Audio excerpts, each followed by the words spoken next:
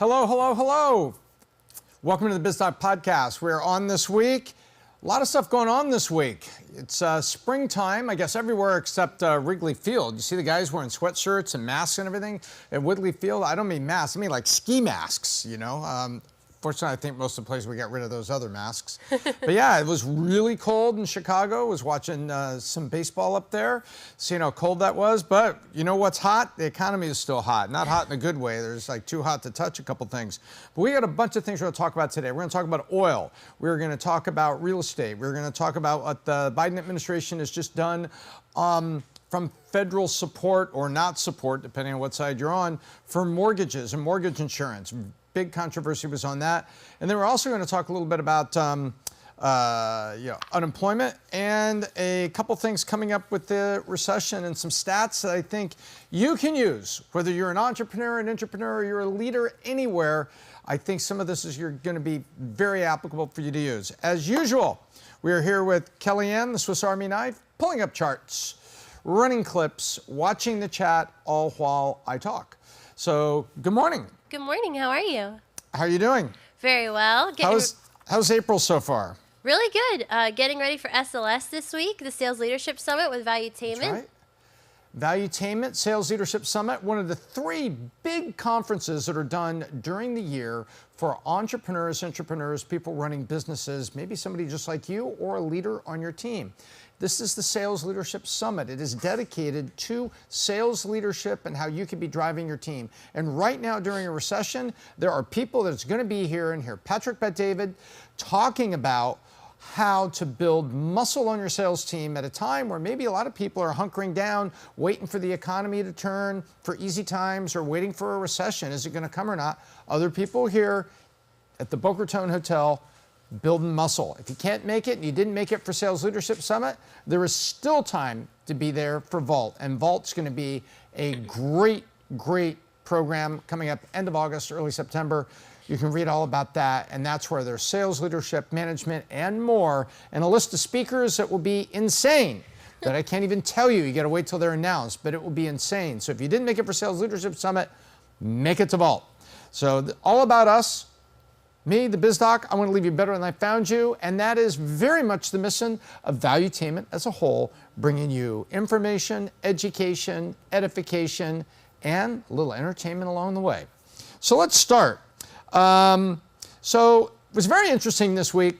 You know, I had a friend call me and ask me, they said, hey, you know, I just saw this stat on Bloomberg and I heard you almost say something. You started to say something on PBD podcast last week about refinery. So as we know, the Biden administration has not been allowing energy companies to drill as much as they want.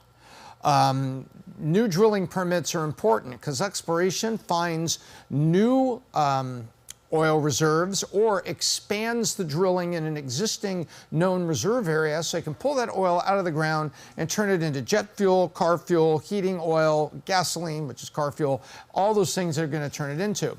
Well, what has happened is during COVID and during the Biden administration, the environmentalists and the Greens have been like, nope, no more drilling, don't want to drill, we're going to cancel pipelines, because we want all of that to force people toward renewables, toward solar, toward wind energy, toward all these other things, geothermal. So that's what the push is, okay? And they're like, hey, if we make gas expensive or we don't let them drill, that kind of forces people to invest in other ways.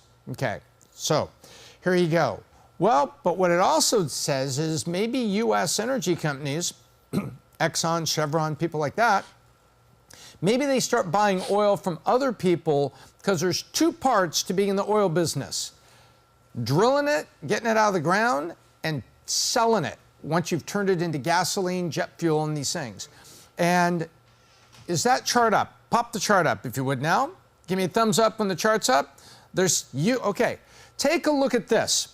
So if you're not going to let them drill, they're going to work on the sell side, which also goes with the refinery side. So take a look at this. And we'd like to thank our friends here at RBC who put this together. But the global refinery capacity, look how it dropped in 2021. You go all the way over to the right-hand side, and you see refinery capacity fell in 2021, as it says, for the first time in more than 30 years. But in 23 to 24, it's going to post the strongest 2-year growth since 1977. Wait a minute, what happened in 1977? I'll tell you what you could do. You could go watch the movie Argo and also study the Jimmy Carter administration, where we had the Arab oil embargo. That's not a racist comment. That's what it was called. The Arab nations of OPEC had said, we're not going to be sending oil to the United States. It created gas shortages and things like that. So about that time, they build refineries. In other words, they don't care where they're going to buy it. They want to make sure the refinery's on U.S. soil so that they can convert it on U.S. soil. So why are they adding all this refinery capacity?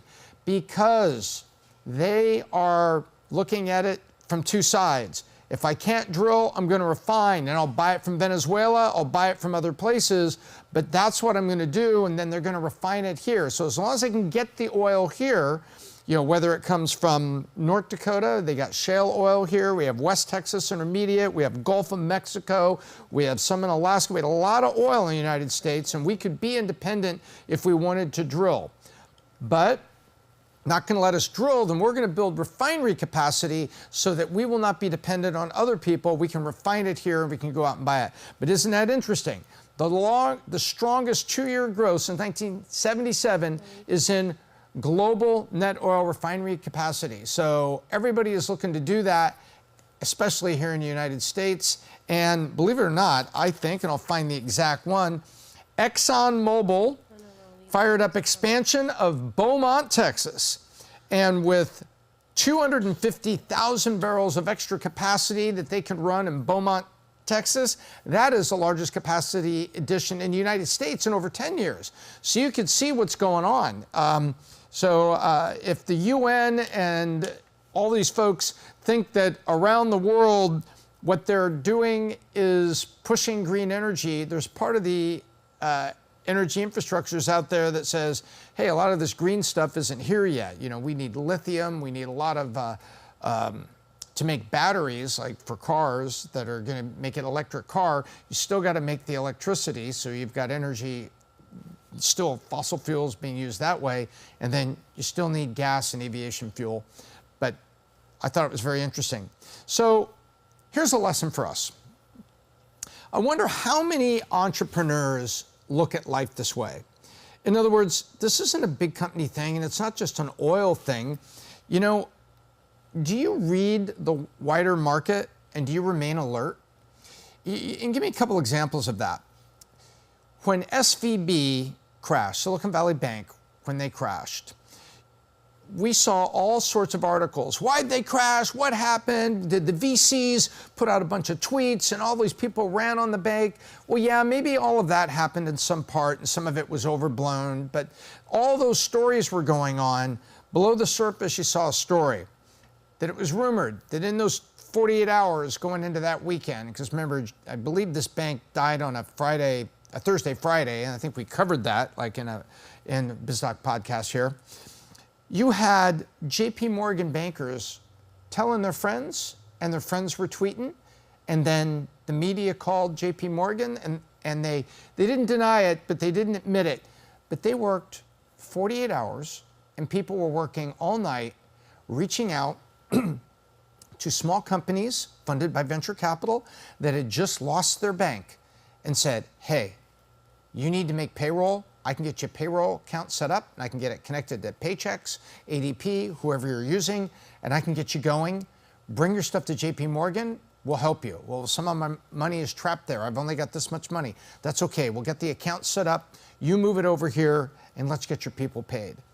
So what was that? That is an example of what's happening. Why is all this refinery capacity being built? Why is ExxonMobil firing up and doing all these things down in Beaumont, Texas? Because where there's shortages or there's pinches on one side, the capitalist and the entrepreneur says, how can I fix it? How can I be part of the solution? How can I help somebody and do it for my company? And that's exactly what JP Morgan did. So, you know, you look at that and you say to yourself, where is your company? You may have a small company, and I'll give you an example. You know, a few years ago, there were these horrible, horrible tornadoes hit Oklahoma. And there were churches and volunteers that were out there trying to clear the streets. But once the streets were cleared and they got electricity restored and the injured people could get to places and homes that were destroyed, you could get insurance adjusters in there. That's all the immediate stuff. Then there was a long bit of cleaning up. And I read about a couple companies that were in Indiana that got their guys together and a couple RVs and said, look, we're going to go down and not only serve the people of Oklahoma, we're going to help our business. So they lived out of RVs and they were clearing driveways and people's property and cutting up all these trees, and they weren't gouging them. They were like, here's an opportunity that we can make more this quarter, but let's get RVs, because the hotels were full. So they lived in RVs and they went down there and they opportunistically went in there. That's what JP Morgan did. JP Morgan worked all night giving people banking services in their hour of need, not gouging them. And that's what those folks did. And that's very much what Exxon is doing. They're not doing this benevolently. They're doing it for themselves. But they look at it and say, wow, a combination of factors out there is creating an opportunity in my industry. If I can't drill, build the refinery. How do you think about it like that? So last week, we interviewed Marilee Kick. She is this female CEO and founder of Southern Champion, and they make buzz balls, which you see them in spirit stores or Costco and places. Little round little balls like this. It's a margarita. You just pour it over ice. It's ready to drink, ready to pour. Well, during the peak of COVID, they refined alcohol. Well, alcohol, gelatin, some few other things, and they could make hand sanitizer, you know, because you feel it's like that jelly that kind of evaporates. It's got alcohol in it and disinfectant, and boom, now you've made hand sanitizer. So she was using her operation to make hand sanitizer, and they gave a lot of it away. Now, why were they doing that? Because in the hour of need, they could do something. And then people remembered her and Southern Champion and said, I remember you. So it could be goodwill for your company, but also can be opportunistic, like JP Morgan and the landscape companies that went down to Oklahoma and were living out of RVs with their crew, paying their crews overtime, making extra money for their company, not gouging the public, but taking advantage of the situation for it. This only works when you're paying attention and you're prepared and you're what I call head up and looking around versus trapped and head down. And I think that that is a great lesson for all of us. So when you look around your industry, sometimes people cry about things. Some people moan about things. Do you have a supplier that's crying about something? Is there an opportunity for you maybe to make something that you normally buy? There may not be. But the point is, have the head on and have the eyes up and think about it that way, because that's what's going on, you know, with energy and a lot of other places. But I thought it was very interesting. It's been 10 years since the U.S. has seen that kind of refinery built. So as long as we can get the oil here, they can get it refined. And it's Exxon's way of putting them in position not to be part of a gas shortage, but to ensure there isn't a gas shortage. There you have it. So we move on to interest rates and housing. Oh boy, what a day Friday was. If anybody was paying attention to the news, did you see how everybody freaked out about the Biden administration, what they did? Uh-huh. So they thought they were going out to announce something really interesting and really good. And instead it completely backfired on them. Oh boy. But why are they trying to do it? Number one, the Biden administration is not paying attention to the truth in the housing market. And they were trying to do something to help people, lower income people, buy a house more easy. Well, first there has to be a house to buy. And let me explain what's about to happen. So there has to be a house to buy. The supply is low. Now let's look why. Right now, interest rates are high. And with interest rates being higher than they were, you have people who are not willing to put their house on the market. Even if you're going to downsize, if you're selling this house with a 2.5%, 3% mortgage, now you're going to go to a 6%, maybe 6.5% mortgage right now. And what are the mortgage rates right now? You can look that up real quick. I think we were 6.375 for a 30-year fix for people with good credit right about now. So if you've got one of those mortgage opportunities in front of you, here it is, hang on, 300,000, actually 30-year fixed is ticked up. I'm showing 700 credit. Move that up to 750, up one level, 740. Yeah. Okay, just 697, so it's actually up a little bit. Right now, interest rates on a mortgage on a 30-year fix with 20% down is 7%. And I'm looking at this. Are they able to see this right now? They can. We can put it up on Okay, you the can screen. see what's on the screen right now. If you're driving in your car, we are looking at the average rates that are pulled through the industry by Google. We're looking at a 20% down payment on a 30-year fix for a good consumer with 740 credit. It's 7%, 6.97. So why do I want to sell, me and the Biz Doc babe, why would we want to sell a house with a 3.5% mortgage and go get one with a 7% mortgage? Why would we do that? So we don't put it out. That's a supply problem. Now let's go back and get ready for the other chart. So what's happening is there is a supply problem here in America, and the home prices remain elevated because we pumped a bunch of dollars into the system, a couple of $1 trillion that got pumped into it, and the value of the assets jumped up, and the supply went down, and the supply going down is going to cause the price to go up anyway. Low supply, prices go up. We were just talking about gasoline. When there's a gas shortage, what does it say at the corner? The Shell station says $5.25 for 89, and it goes all the way up to $6 for 93. And I'm talking about the gasoline octane levels. 89, 87, 89, 93 usually in the United States, or 91.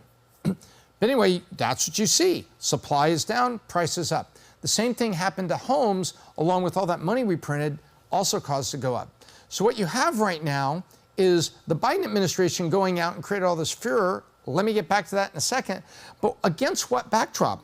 What was already going on is the interest rates aren't going down, and it looks like the Federal Reserve is going to raise rates a 1/4 point in about 3 weeks, in the month of May, when they have the next Fed meeting. So that means that there's going to be another 1/4 point, most people think, put on to the federal interest rate, and that from there they may flatten it out.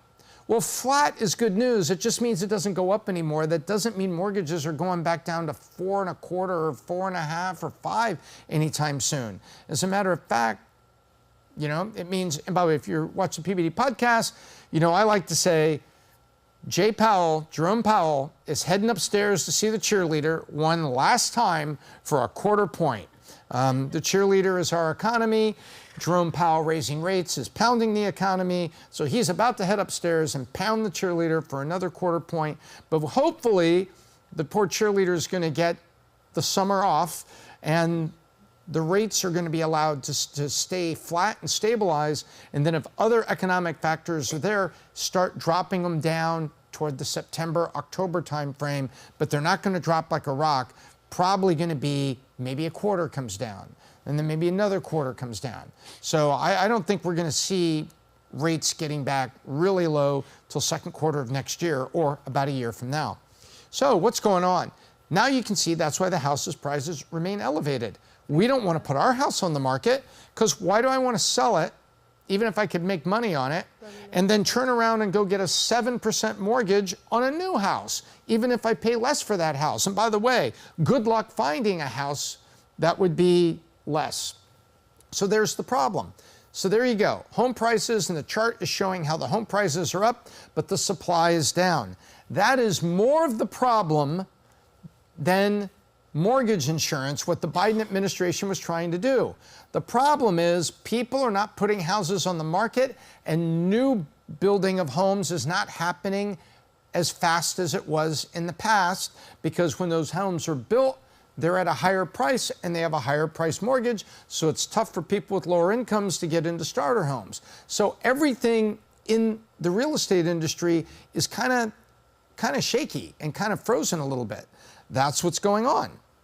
So along comes the Biden administration. So I think now we can see home prices are not going to come down until interest rates comes down and supply comes up. So now, what have we got? It's really difficult to buy a house right now. You know, the supply that we're talking about, you know what the actual statistics in it? It's the lowest since 1999. 1999. And that's keeping prices high. The median price for a home in March, I think it was, I'm pretty sure it was like $375, median US price, $375. And that was only a slight dip from like $381 a year prior. So guess what? Those expensive home prices are staying there and no new ones are coming on. And so they believe that the inventory crunch is going to continue through the fall and not really alleviate. As a matter of fact, one of the senior writers at Bloomberg that's covered real estate, and he usually has a pretty good, grasp on things. He doesn't see an alleviation in supply till the middle of 2024, 1 year from now, a little more than 1 year. So homeowners don't want to move, builders can't get things built, and are finishing homes under construction faster than they're starting new ones. So they're finishing these faster than they're starting new ones, which means the supply is coming down. We're in a supply crunch. We're in a supply crunch made worse by the fact that interest rates are high. No one's going to put their home on the market to go get something else with a high rate. Meanwhile, the Biden administration jumps in to say, us to the rescue. So to say all this, it doesn't mean nothing is happening in the home market. There are some markets where prices are starting to drop, San Diego, San Jose, Tucson, a little outside of Phoenix, to name a few markets. It's not going back crazy and heating up, but there is some improvement in those markets, so there's some transactions are happening. So the market is bad, but it's not frozen. There are some pockets where there are transactions. Now, the number of transactions that we've seen is down 65% year over year. So for every 100 transactions happening a little over a year ago, now there's 30 to 35. So there is, right? So there is a pulse, but it's really faint. So here comes the Biden. So you may have seen the what went on. It was kind of crazy. So the Biden administration announces that they have a thing, and there's Federal Housing Finance Agency, the FHFA. They are responsible for, programs that the federal government puts together that helps people get loans. There's FHA loans and a variety of things like that. And what they've said is they are going to, normally the new home buyers with average credit, they have to pay a thing called mortgage insurance. And they are going to reduce the cost of their mortgage insurance on maybe a $400,000 house by about $60 a month or about $800 for a year. Everybody said, okay, that's interesting. But then they said they were doing it based on FICO credit scores. And that's the credit score that runs from 550 for really average to 801 or whatever it is for just about perfect. And they're saying, well, if you've got a credit score that is somewhat low, then we're going to allow you to save this $800 a year on the mortgage insurance. Now that's $60 a month. That could be meaningful to people. But they added that, but we're going to, things are going to raise a little bit for the folks that have good credit. And that's where we saw this whole brouhaha just explode. They're going to compensate for the reduction in borrowing for lower income people that are trying to get into a house by raising it for borrowers with higher credit scores. Newsweek put this out in more stark terms, and they said, well, the people with the higher credit scores tend to be white. And I'm going to show you where Newsweek got that wrong. They tried to make this, well, blacks and Hispanics will have this, whites with the higher scores will have this. So I'm going to go into say why making this a racial discussion, how wrong that was, because it wasn't just Newsweek, that was floating around, and the media was kind of playing the race card a little bit with this as well. What it really comes down to is, I don't care what color you are, the government's going to give a discount to people with lower credit, and they're going to raise the price for people with higher credit. So it doesn't matter what color you are. If this is not fair. This is the way they're doing it. It's like, really? The argument was, well, when you pay taxes, you pay for welfare programs. Yeah, well, I also pay for national parks, and I pay for battleships, and I pay for the Army, and I pay for government services that are out there. So don't tell me that this is apples to apples. This is not like you're taking tax money to do it. You are raising the price on people with higher credit scores, and you are lowering the price people with lower credit scores. And you're doing it in a very unfair way. And that is why everything exploded. So I don't have any solution for you other than to say, you know what? You have to be the master of your own destiny in this world.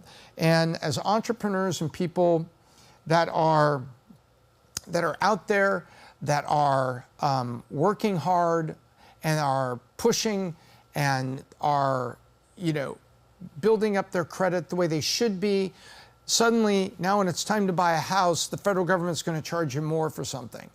Really?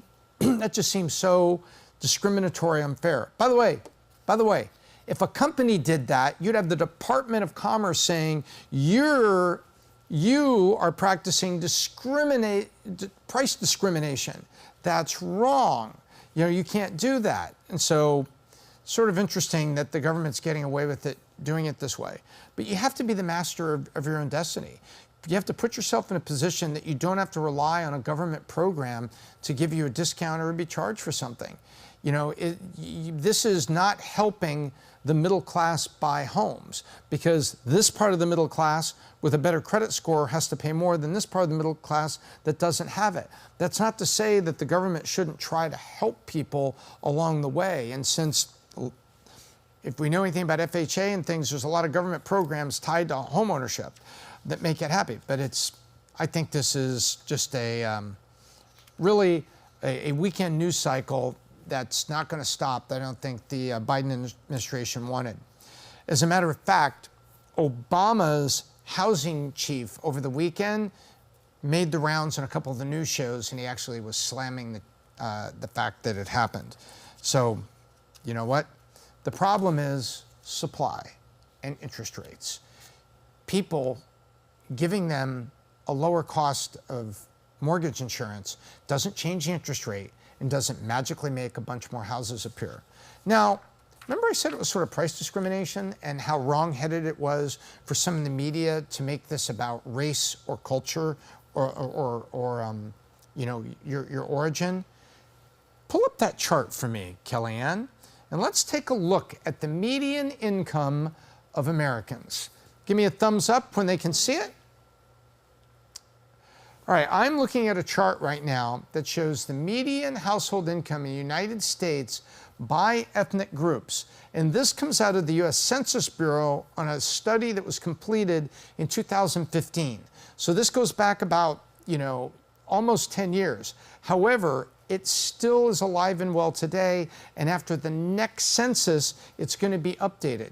But you know what the highest median income in the U.S., if you want to turn this into a discussion about ethnicity and race? Indian Americans, as in India, as in Chennai, Hyderabad, people from those cities coming to the United States, their median income, $100,500. The average for everyone, all citizens, $56,200. You know who was second? Filipino Americans. And I know something about this because California, Oxnard, California, and South City, it's called, South San Francisco, tremendous, thriving Filipino communities. 83,000 median household income. Next, Taiwanese. The people that are living under the threat of being invaded by China at some point, 82,000. This chart is going to be up here. You can go clip it, tweet it. I tweeted it this morning. But if you're listening in the car, I'll now run down the list some more. Sri Lanka, island off the coast of India, 74,600. Japanese Americans, 72,000. Malaysian Americans, 70,000. Chinese Americans, 69,000. Pakistani Americans, 66,000. General white Caucasians, 60,000. Korean Americans, 59,000. Indonesian Americans, 57,000. Dead average, as I shared, 56,200. That's the average for everybody in the U.S. Bangladeshis, 50,000. Nepal, 43,000. Hispanic Americans, 43,000. African Americans, 35,000. So this is not to say that there's not work to be done, but if you're going to make this an ethnic discussion, you know, about, oh, you're helping, the white people are paying for it and the blacks and the Hispanics are benefiting from it. That was so wrong-headed of the media to say that, because the richness of the tapestry of America and the citizenships are here, that if you are from India and Asia, they tend to be really driven in terms of work ethic and entrepreneurship and small business oriented. The areas I mentioned, Oxnard, California and South City, San Francisco, it is not just a thriving community, it's a thriving community of small business owners with an average family household income of $83,000 a year, Filipinos, against an average of right around for the United States of $56,000. So I found that, I thought I would add it to this. And by the way, we're going to see this republished very shortly after they finish the studies from the more recent census. So I just thought that this was something really important to talk about and really important to kind of get into a little bit here, because I'm going to go back and get into it with our government as I talk about taxes in a second. But if you want to see that chart, go look at Tom Ellsworth. That's my Twitter handle. Go find it in there. I tweeted that chart this morning. And so, as the Biz Doc likes to say, words talk, numbers scream. And in this case, the numbers are screaming, and the Biden administration's wrong-headed move on what it's doing on mortgages, penalizing people with higher credit scores versus giving benefit to people with lower credit scores, they are penalizing all the people you just up. They're penalizing Filipino Americans, Chinese Americans, Taiwanese Americans. May I go on? You can see what's going on. So what they think they're doing, they're not. And when they want to make this into just this narrative of pitting races against each other, sorry, dudes, the numbers don't match. So words can spin, words can talk. These numbers scream truth. So what I also saw over the weekend is return to office is really starting to heat up. And what's going on there is just like COVID truth is coming out, and there's a lot of things happening in that, and I don't want to get into that. The truth on return to office is coming out. Now, some people have reached out and they texted me on some things, and I'm going to say I wasn't wrong, but I was sure incomplete in what I said. There are many professions where you can be an independent expert and you could work remotely. I never said that no one can work remotely and there aren't jobs that may be hard to find, like actuaries in life insurance. Great actuaries are hard to find, but they sit with stacks of numbers and do assessments on basically the product design of life insurance policies and annuities and things like that. You could have an actuary with, number one, shortage of skills. Number two, sort of an independent think tank an independent contributor, so something like that would work. What I was talking about, what I said didn't work, is where you try to get teams of people together, you lose teamwork, you lose collaboration, you lose your ability to be seen by people for them to understand that, hey, you've got great interpersonal skills, you could lead a team, maybe you should be promoted to team lead or even manager. Well, things are starting to come out where people are talking about that, but they're also now talking about the ways where workers, and I hope it's not the valuetainment audience, but we had something that happened to us at some of our companies that we know about, where workers took advantage of it. Like there was a company that discovered engineers actually were getting paid 2 jobs, and they were working at like half speed for 2 organizations. Don't tell me that the productivity was up. No, they were basically working 2 jobs until somebody figured it out. And then they tell them, either quit that other job and give us a fair day, or as a matter of fact, never mind, go work for the other job full time, you're fired. That was happening. Well, Clearlink company, CEO James Clark, he said that they ran a study and found out that there were many remote workers in their organizations that didn't open their laptops for a month. He asked the IT team that has security software on there for people like CrowdStrike or Norton or something, where you've got security software in there and remote management software. It's very common. It's not spyware. It's remote management so that they could get your printer working. They could correct something on your laptop. They could update it. They can make sure the antivirus is working. If the company's been under a threat, they can make sure your laptop's not there. So you have remote management software, and also can tell, has the laptop been open lately? And so he said, we had people quietly quit on us. He said, they had 1 month of the year that they checked, and they found out that there were 30 people that didn't even open their laptops. And so Clark goes and he puts this video out there, and then he said something I disagreed with. He said there were people that sold the family a dog in order to rise to expectations at work, and I don't think that's right. If selling a pet or creating a hardship at home so you could work 80 hours in the office, that's kind of going the other way. The point is, there's a bunch coming out on this return to work thing that says a lot of people that were working remotely were taking advantage of the system. Here's an example of a guy that had 30 people. Some of them were in important engineering jobs, didn't open their laptop for a month. Well, if that was PBD's company or my company, you know what I'd be asking? I'd be saying, hey guys, wait a minute. Whoa, whoa, whoa, whoa, whoa, whoa. Who's managing these people? Was there a Zoom meeting? How the hell did they do Zoom? Are they doing Zoom on their phone, walking around the backyard? What was going on? How are you not being sure about what these people are doing? So there's also a management thing. And for the CEO to complain about it, let me tell you, dude, the buck does stop with you. Because the accountability standards you have in your organization that go down to your VPs, your managers, and then the people on the front line, it starts with you. And if a month went by before there was somebody asking, what's going on here? We haven't seen our engineers for a while, and people not even opening it, those are quiet quitters. The truth is, left unsupervised, humans tend to slack off a little bit. We need to be driven. That's why even the highest paid, most gifted athletes in the world benefit from a coach like Bill Belichick or John Wooden, the great coaches that we've had. Phil Jackson, they benefit because without a coach, we all tend to maybe round off the edges a little bit. So I'm seeing a lot of return to office stuff where there are some very good and practical policies for people with precious skills that they are working remote, but not because they say, hey, you can't find a bunch of actuaries, so I get to work remote and I can do all these things. No, what they're saying is it's hard to find an actuary.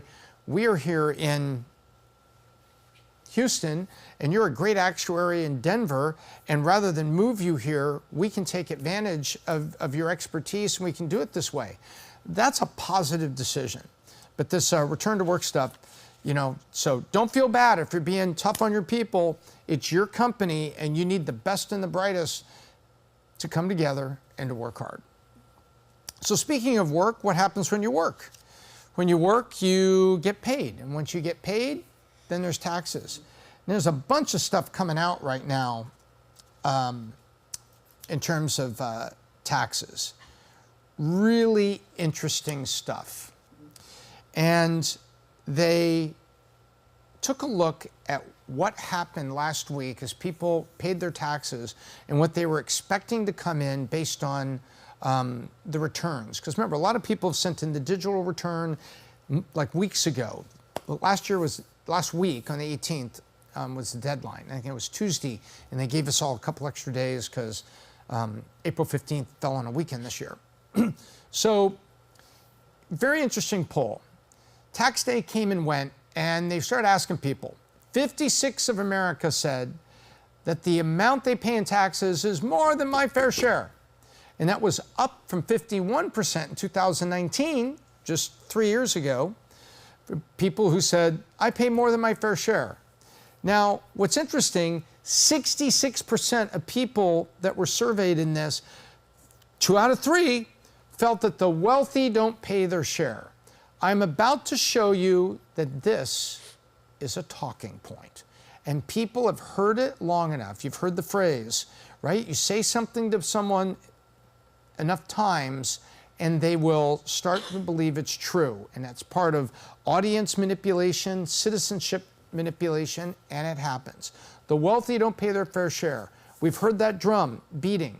People like Bernie, who says the word billionaires in every speech he gives now. Billionaires, billionaires. By the way, he used to say millionaires and billionaires. Then he became a millionaire himself with several houses, and his wife and him have a net worth between, I guess it's $5 to $6 million or more. So he's done okay.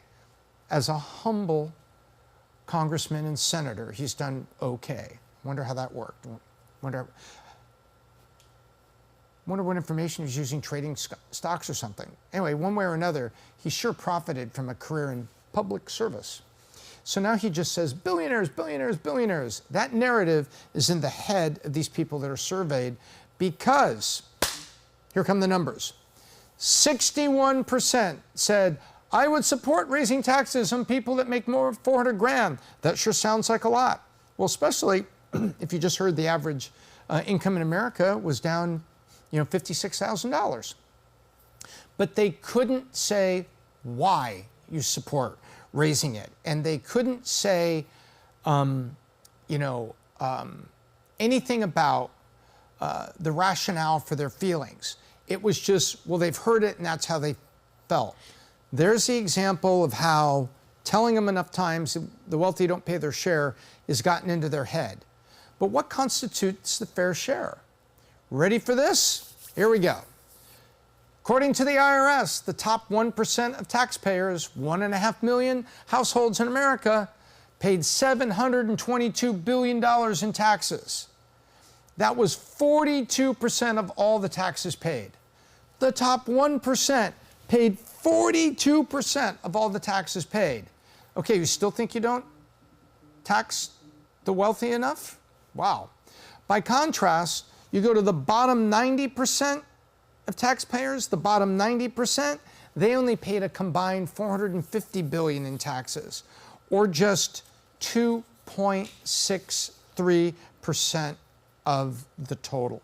That was the lowest percentage for the 90% in decades. Let me say that again. The bottom 90% paid only 26.3% of the total tax dollars, the lowest percentage of the total tax paid by that 90% in decades. In other words, they are taxed less than they have in decades, whereas the wealthy continue to be. So let's dive in the numbers.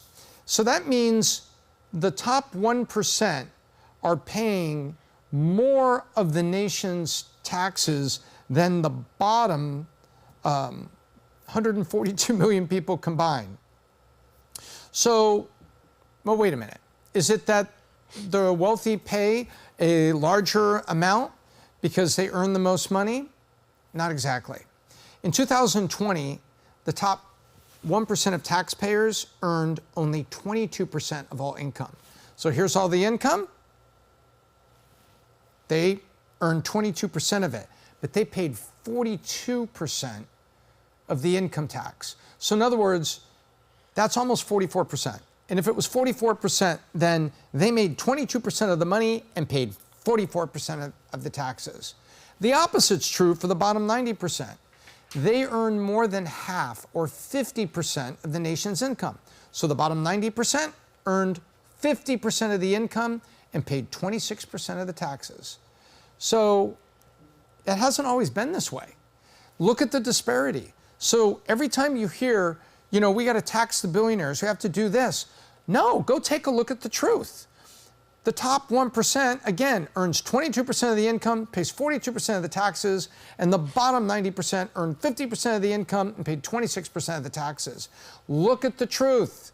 Those are the numbers. But that hasn't always been the case. Did you know in 1980, the taxes were more evenly shared? The bottom 90% made 68% of the dollars and paid 52% of the taxes. I'll say it again. In 1980, 90% of America earned 68% of the income, paid 52% of the taxes. And the top 1% only earned 9.6% of the nation's income and paid 17% of the taxes. So the taxes have become much more progressive. And people can say, well, it's because income disparity, because the income is running to the 1%. Well, that may be true, but they're also, the taxes they're paying are higher. So you could say we have an income disparity, but they are paying. And so the point, the wealthy have to pay their fair share, the wealthy have to do this, the wealthy have to do that. You know what the truth of it is, if you really look at all the numbers, is that the wealthy are paying an awful lot of their share of a very large percent of their share of the tax. So I think what you need to do is also take a look at what is happening. The IRS has dramatically changed from being the administrator of our taxes to doing something else. Do you know what is the largest program administered in the federal government? It's the IRS. And the programs that are aimed at schools, low-income families, and children are administered by the IRS. The Child Care Tax Credit, the Earned Income Tax Credit. Those two programs put $180 billion worth of benefits into the bottom 90%, and to be more exact, into the bottom 40%. So meaning, by the way, I'm going to get into something else in a minute, that there is a huge percent of Americans that pay no taxes, but they get a refund check for turning in a tax return that showed they paid no taxes because they got tax credit. So they received a refund check for the IRS. In other words, they're receiving money for programs through the IRS. Think about that. Now, we can debate all day long if these programs are good or bad, and I want to go take a look at them because I think many of them are really good programs that are helping people, and the reason they don't pay taxes is because they're below a certain threshold and they could use some help. But since the mid-1990s, check this out. The tax credits have multiplied like rabbits. Here are the tax credits that the federal government will give you now. They will give you one for adoptions, for putting your kids in daycare. They'll give you a tax credit for putting your grandparents in senior care, for paying for college, for buying an electric car. Remember when you get $7,500 off the electric car? That's a tax credit. That's the IRS paying for part of your car. For putting solar panels on your roof, for buying health insurance. The IRS is now a super agency of social services. Did you know that? Now you do. The IRS actually is a super agency. So these responsibilities, I think, are beyond the capacity of a tax collection agency. No wonder it can't function. No wonder they want 86,000 some officers to go out and squeeze people even harder on taxes. If the Congress believes these benefits are important for families, another agency should be providing them through a spending program, not through the tax code. And they should simplify the tax code, maybe work it to a flat tax. So you know what the result of this? This is called unintended consequences. Just like having a work from home policy had the unintended consequences of some of your engineers that actually didn't have the same standards for ethics and integrity, took two jobs and were doing software coding for two companies paying them $80,000 each. So they were sitting there at home with two laptops, not operating at full peak. The unintended consequence of work from home is people that didn't have high integrity standards ripped off companies. And as we saw from that one company where the CEO came out and said, and our IT people went out and sensed the laptops, and a bunch of them were not even open for a month. Those are called unintended consequences of work from home. You want to see the unintended consequences of what's the IRS? The number of taxpayers that pay no taxes is at a record high. In pre-pandemic, like 2019, it was, Kellyanne? Yes. 34% of taxpayers 54 million households paid no income taxes because of the tax credits. And many of them actually got a check from the government even though they had a zero tax owed, because these are the tax credits. And again, I'm saying if these are necessary, and tax credits for adopting so that the pressure is not on the foster care system, I think that's good. I think putting your kids in daycare, that's a good credit so people can work as single parents. I think that's a good credit. Putting grandparents in senior care, paying for college, I think these are good credits or things that are good. But shouldn't they be administered by a government agency on spending? Now, if you think you heard the Biz Doc just say, I'm in favor of expanding government agencies, no, I am not. But Health and Human Services, HHS, and the Department of Education, which I think should be abolished in the first place, there are agencies that are out there that, why aren't they providing these? Why are these coming through the tax code? Why don't we simplify the tax code and move these credits to programs on a needs-based? So the rhetoric of the wealthy don't pay their fair share, guess what? Numbers talk, words talk, words spin, numbers scream. And look at the numbers, they're screaming here. The wealthy, there may be an income inequality in this nation that's getting higher, but there certainly is also a massive tax burden inequality that's happening. You may say, well, these people can afford it, and that's what it's going to be. Yeah, but they're not getting off scot-free, and they're not paying no taxes. They're paying the vast majority of the taxes to pay for battleships, national parks, and a lot of other things, such as, putting your kids in daycare. So if they say it enough times and you start believing, tax the wealthy, just remember all those entrepreneurs out there that are building companies, and that's where jobs come from. That is the job engine of this nation. And let's look at the truth of what the wealthy are paying, and then let's take a look at that and see maybe if there's not some room to kind of calibrate our understanding and share with other people.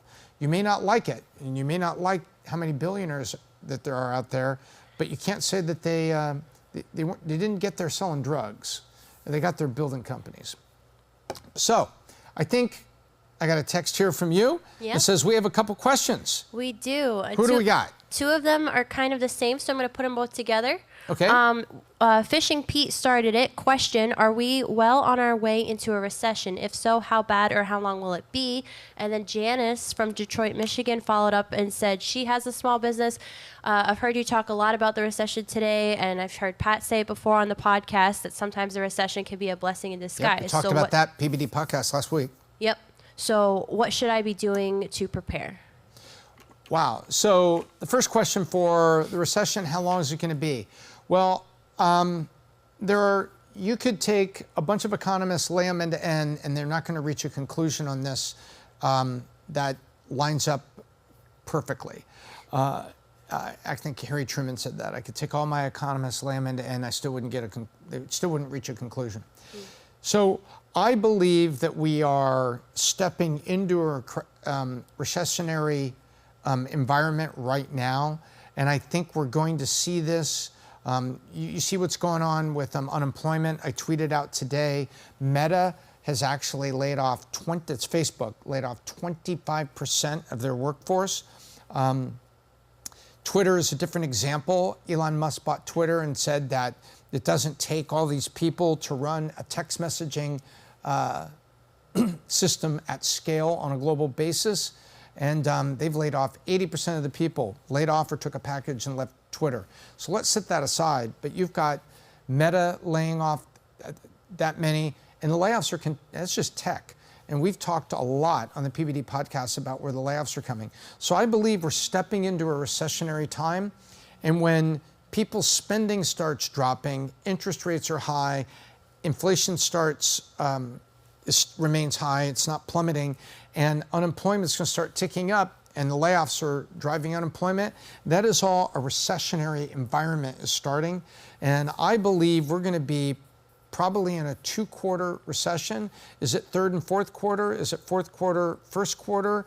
Don't know. But I think that's what I'm looking at. Now, to the follow-up question of the individual, she said, where's she say? Detroit, Michigan. Detroit, Michigan. So she's up in a tough market and a recession's coming, but she's asking a great question.